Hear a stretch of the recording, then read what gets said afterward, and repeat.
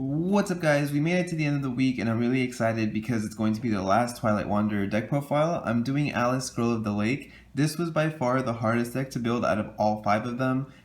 There was something about fairies that just seemed really, I don't want to use the word inconsistent because if you do put it together correctly, it does feel kind of consistent, but it's a very your first turn has to go through, your second turn has to go through, and then you have to try to outpace your opponent for it to just play out correctly. And a lot of heavy kill spells could damage the deck and really put you at a disadvantage. So I went with what I thought was best for Alice as the ruler because, to be honest, I think Reflect and Grimm are better rulers for fairies than Alice's.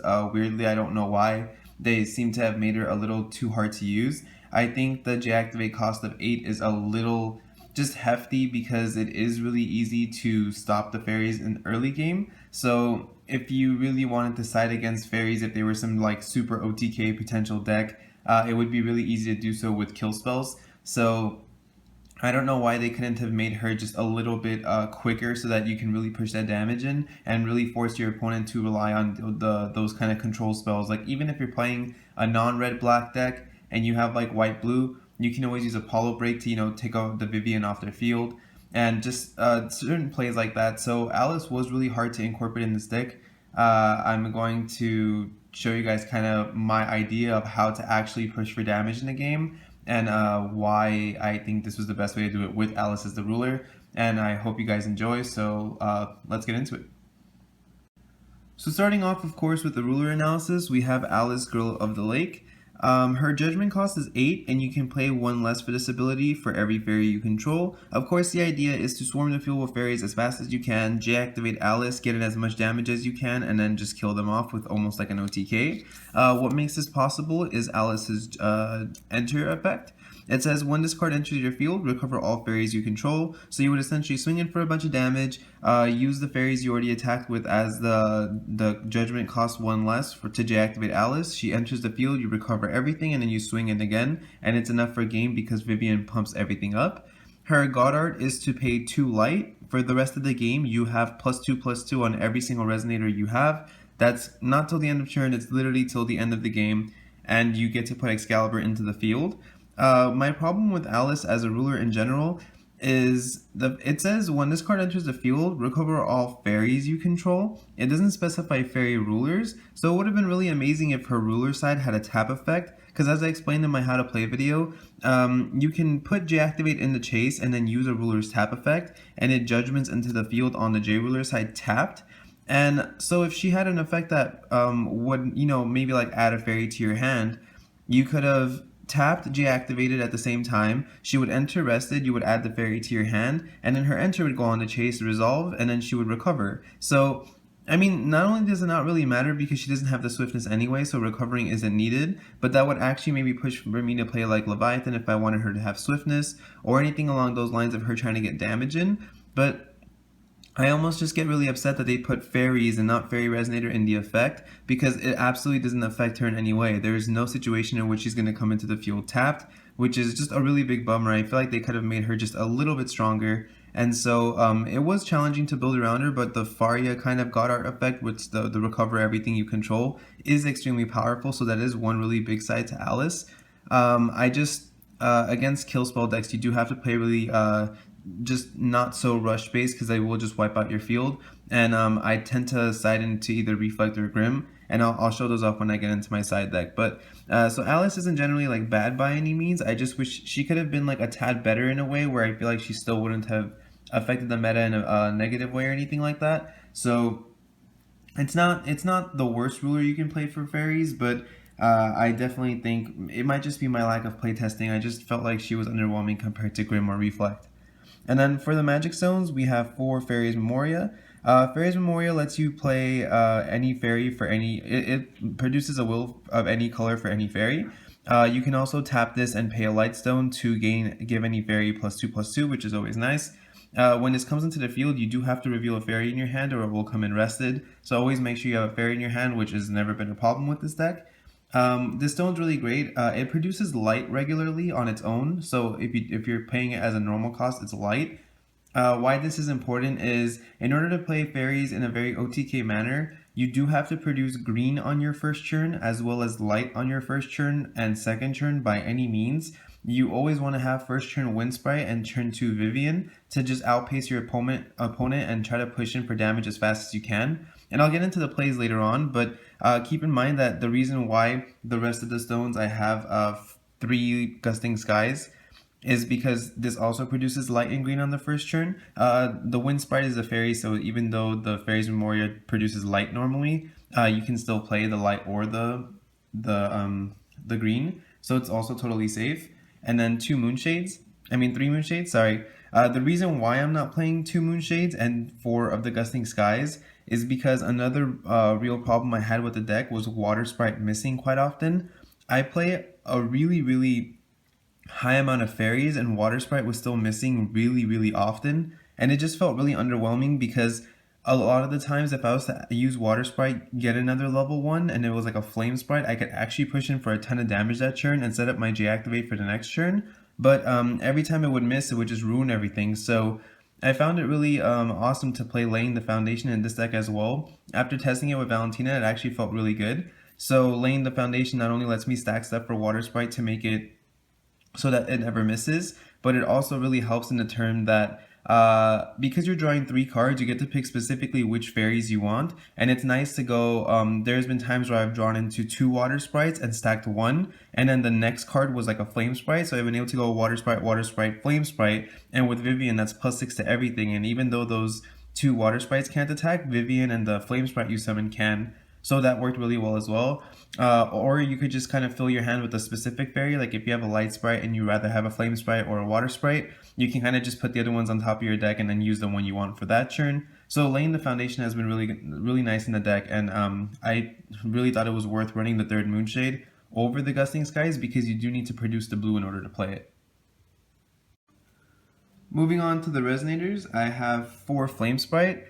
Flame Sprite is, I think, the best fairy outside of Vivianne. Just comparing all the 1-drops, Flame Sprite feels really good. It's one of the fairies that your opponent kind of has to take care of really early or else it gets too much damage in. The fact that it has the tap effect to do damage depending on your opponent's, depending on how many fairies you have, is also really nice because it makes it a removal card. And a lot of the problems with fairies is outside of this card and outside of the water one, you're not plussing very often, and you're not minusing your opponent very often, and normally you want to play that you're wasting their resource, but because you're just flooding your field and giving them the chance to affect you, it can sometimes feel like you're not really doing much outside of pushing in for damage. So I found that with Flame Sprite's effect and Water Sprite's effect, I was able to kind of keep my resource up so I don't just dump my whole hand and hope for the best.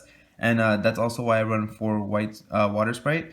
So when this card enters, you check the top card of your deck. If it's a fairy, you add it to your hand. Really good with Laying the Foundation, like I said. It's why I like Grimm as the ruler for this deck as well, because Cheshire can be used in any color. So you have the light and the green to always have the Wind Sprite, to always have the turn 2 Vivianne, but you also have access to Cheshire whenever you need it, and Glinda. And what I like about Glinda is that it makes it so their kill spells would cost more. They always have to worry about the Glinda first, and it makes it so you're safe from all their kill spells. So there's just a good usage for all of them.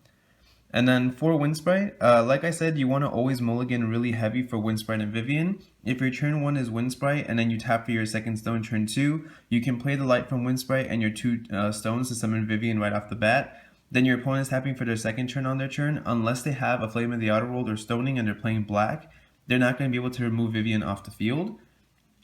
In which case I'll go into what play you can do immediately after. But I also run 4 Light Sprite. I'm not running any Fairy of the Lake, and normally I wouldn't run 4 of this, but I wanted as many 1-drop fairies as I could have. And I don't like Mechanical Sprite. It just felt like I never wanted to play the extra 1 Void in order to give it flying. It just felt really bad. So this isn't so bad because it also lets me heal off the damage from Moonshade. So it's never bad. It's also flying. It gets pumped up with Vivianne, so you get damage in. And then the 4 Vivianne. This is, once again, the best card in the deck. What you do is you go first turn Wind Sprite, second turn you tap the Wind Sprite and your 2 stones to summon this. If they can't kill this on their immediate next turn, on your draw phase you can tap it, and what Vivianne does is when you tap it, you can put a 1-drop fairy into the field. It's also why I'm not running Fairy of the Lake, because it's 2-drop. But you can put a 1-drop fairy into the field, and every time a fairy enters your field, everything gets +2/+2. That's what Vivianne does. So you can tap it on your draw to put, let's say, Light Sprite in the field. Everything would get +2/+2. You would then recover, and you could also have tapped her during your opponent's end phase and put the Light Sprite in if you're not too worried about pushing for damage that early on. And then on your draw phase, you would be able to tap the Light Sprite, heal 300 because you would have the Wind Sprite, the Vivianne, and the Light Sprite, recover, and then you would have to be tapping for your third stone at this point. If you play Laying the Foundation, you can set up Water Sprite, you can play the Water Sprite, draw into whatever fairy, and then at this point you can even either play the fairy and buff everything up even more, or you can play one fairy and hold Vivianne, don't attack with her so she's not tapped. And then on your next turn, you can, tap her again to summon another fairy, recover. At this point, J-activate after you've attacked and just push for games. So Vivianne's just really, really powerful. It does need a lot of one-drop fairies, but that's why I play so many of them. The only fairy I play that isn't a one-drop outside of Vivianne is Elaine. Elaine, I think, is a lot better than Nimi, because Nimi lets you get Protection of Fairies from the graveyard, but she costs 3. Because her awakening cost adds an additional 1 to it. And if I really wanted to get protection back from the graveyard, other than the fact that she's a fairy and she works with Vivianne and she gives 200 defense, I would honestly much rather just run King's Servant. That might sound like a bad decision, but that's why I'm also not running that instead. I just don't feel like Protection of Fairies is worth grabbing from the graveyard when you can just grab another copy from your deck. Elaine also, what you can consider is for every one-drop fairy you enter on the field, other than the fact that having a lot of one-drops is better because you essentially get closer to J-activating Alice, if you summon 3 one-drops, you would get 600 attack and 600 defense from Vivianne. So with Elaine, she costs 3 to search Protection of Fairies from your deck. You have to play the 1 awakening cost, but she also gives all fairies +200. So when Elaine enters the field, Vivianne gives +200, and then Elaine gives +200 to everything, and then you search Protection of Fairies, which when you equip it to something, it would give it +2/+2. So even though it's not 600 to everything, at least one thing is gaining 600, and everything else is gaining 400 attack. So she's almost worth playing instead of 3 fairies, if you only in a situation where you don't have the 3 fairies, but it doesn't feel as hindering as Nimi does, where the defense doesn't really do anything because you're already vulnerable to so many kill spells anyway. Having the 200 defense is only going to protect Vivianne, which Protection of Fairies does anyway, and the smaller stuff isn't going to survive anything even more important because they've been buffed in defense. So I didn't like the idea of running Nimi. And then lastly, I have one Arthur, the Pendragon, King of the Round Table. Why I have this card is in a situation if everything goes bad, I still have some kind of way to control my opponent's board. If my opponent did use all their kill spells, even though most of the kill spells wouldn't work on Arthur, it's nice to know that they can't just waste anything else to get rid of him. If you're playing against Reflect, they can bounce Arthur, but worst case scenario, if you've been able to use up most of their hand to kill your fairies, and you have Arthur, even if they're bouncing Arthur every turn, they're just eventually going to run out of counters, and it's you're going to be able to just keep Arthur on the field. Reflect can always get 2 counters again by the time he flips, but I mean, like I explained in my Reflect video, if you have a J-activated Reflect, you can just during the end phase switch back, use an effect, on your draw phase use an effect, so you have 2 new counters and then flip back in. So essentially he could endlessly keep flipping Arthur back, but it keeps him from tapping from stones, and then you're eventually going to draw more one-drop fairies that he's going to have to worry about anyway, while he's forced to have to deal with your Arthur every single turn. So one Arthur I found was totally fine. I didn't want to see it early. It was kind of just a just in case everything goes bad moment kind of play. I'm totally fine with relying on the fairies for the OTK instead, and just using the Arthur just in case.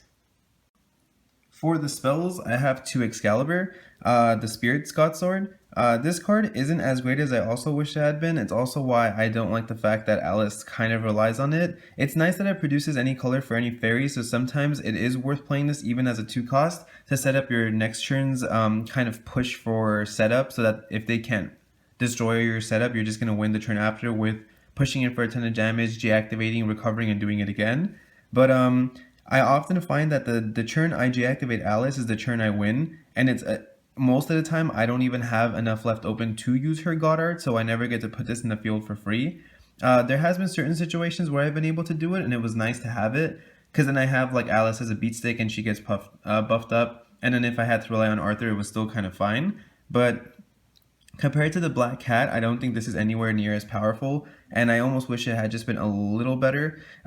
Instead of your J Ruler gains 100 for each Resonator you control, I wish it was your Resonators gain 100 for every Resonator you control, so that way the fairies get really buffed up if you have a bunch of them. I mean, they're super weak against Dark Alice because she can call one and kill all of them. They're super weak against Dark Pulse, so I don't see why it would have been a problem to make them a little powerful stats-wise, because there's just so many counters in the game for fairies in general that it wouldn't have been so bad. I mean, even when Dark Alice puts her God Art in the field, it would be able to control down their field. So I don't know why some of these cards just feel a little underwhelming, but they're still not bad in general. It's just compared to what's out there for the other decks, you really have to play it carefully. You can't afford to make mistakes in this deck at all. Normally you should never, you should always try to not misplay in general. But in this deck, it will like legit cost you the game the second you make a mistake. So just make sure that you're playing every play really thoroughly and like making sure you're just making the best decisions for your turns. Next up is Protection of Fairies. This card is really great. It lets you pay one less light if you target a fairy with it, so essentially it's just free because it's one light. And it makes the added Resonator gain 2/2, and you can banish this card for the next damage that's dealt to target Resonator to deal no damage at all. Why this is so important is actually, not only does it put Vivianne outside of Flame of the Outer World's reach because she becomes a 7/9, but even if it's on Vivianne, you can banish it to protect something else. And against Valentina, it's so good because Valentina's always going to swing in with a ton of damage, and every time you try to block, she's either going to bow you down or try to just steal the monster with Death Sight because she's picked Rezzard as one of her rulers. And it's nice to be able to just tell her no and just like be able to successfully block the attack, not take any damage, and then just swing over her the turn after. Out of all the decks I think I've used, Fairies is the only one that actually has an amazing game 1 against Valentina because of this card. She can't really get any damage in because you can successfully block. And then, of course, she could like Armis the Protection of Fairies, and then actually, no, she can't even Armis Protection of Fairies, so you could just sack it in response. So she's totally just forced to be able to make you try to waste this, and then you can actually legit push in for enough damage next game because she doesn't really have a much like interruption, and she can't deactivate till turn 3, and that's like the most setup you can have by then. So I think Protection of Fairies is absolutely insane. It's a really great card. For laying the foundation, like I said, I really hated missing with Water Sprite. I hated not having the proper 1-drops in my hand for Vivianne and not being able to push in damage with Flame Sprite. And with no actual search engine for fairies, it was just really frustrating. So originally I had 3 of this, but I bumped it up to 4. I was just like, YOLO, just do it.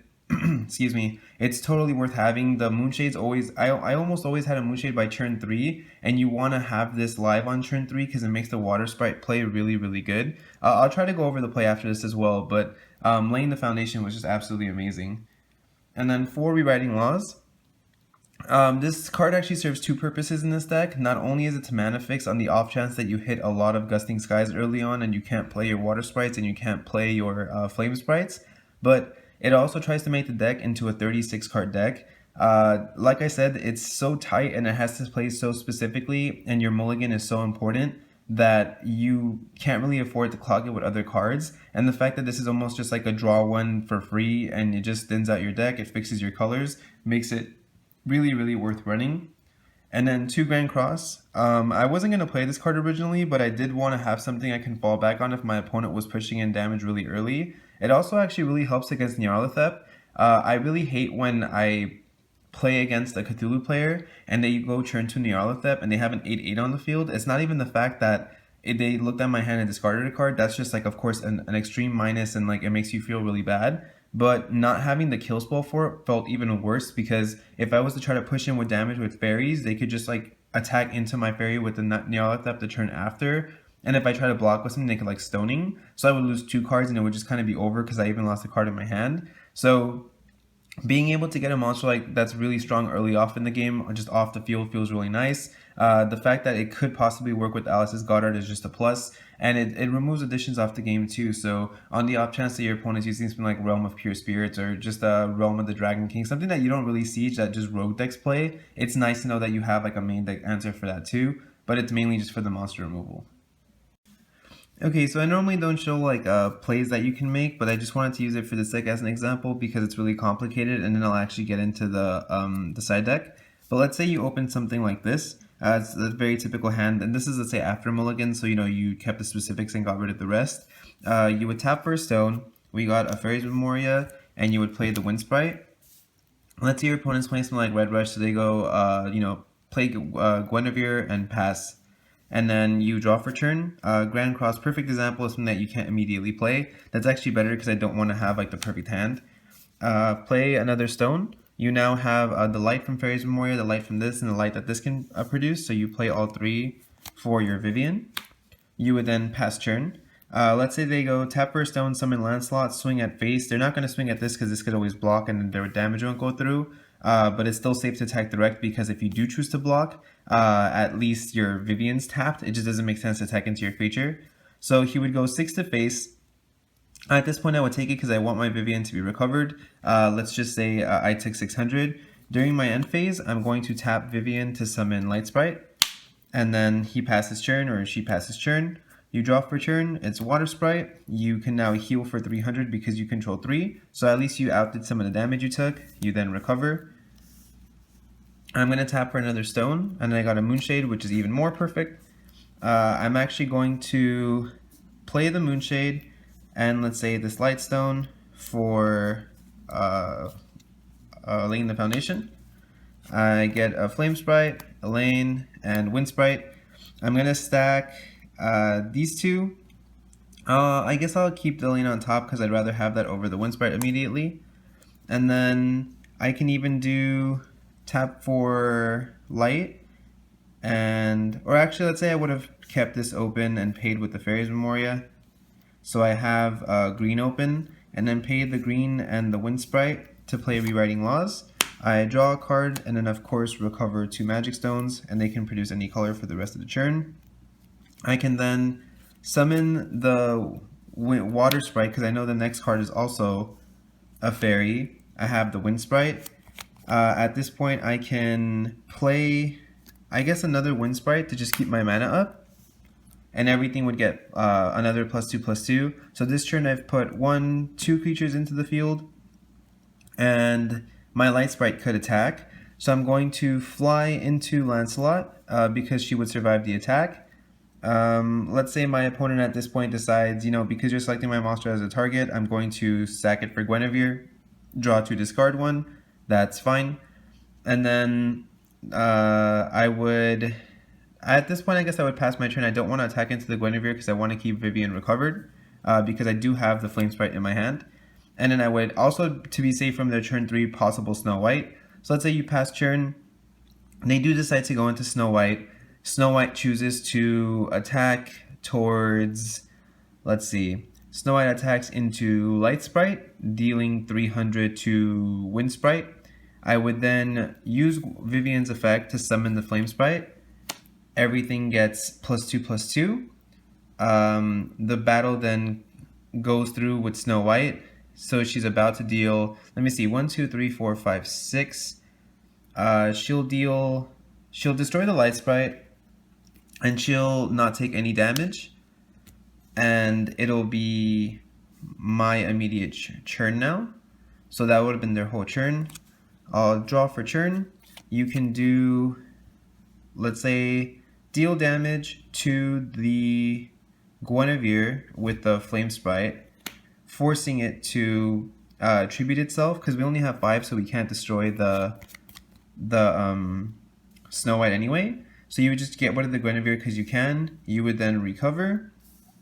At this point, you can swing in for 5, and then 7, 9, and these 2 because it's rested, so 13.